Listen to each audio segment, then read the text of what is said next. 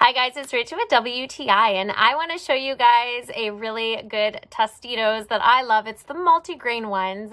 We buy these in multiples, so this comes with 2 bags. We love to make our nachos with this. It's made with 4 different types of wheat. So you got corn, you have buckwheat, you have oats, and you have whole wheat. So these are all really good source of fiber. So they're so delicious. They're salted.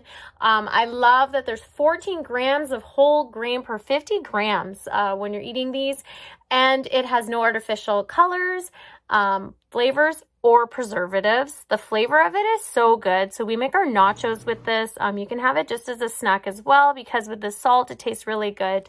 It does come in different shapes as well, but these are the tinier circles. It's easier, I find, to make nachos. My daughter just likes melted cheese on hers. We put whatever we like on them, throw them in the microwave, and you have a quick and easy snack. Plus, you're getting fiber, which is good. That's what I like about it. I love that it's a quick and easy snack, and I love how tasty they are. But that's just my point of view.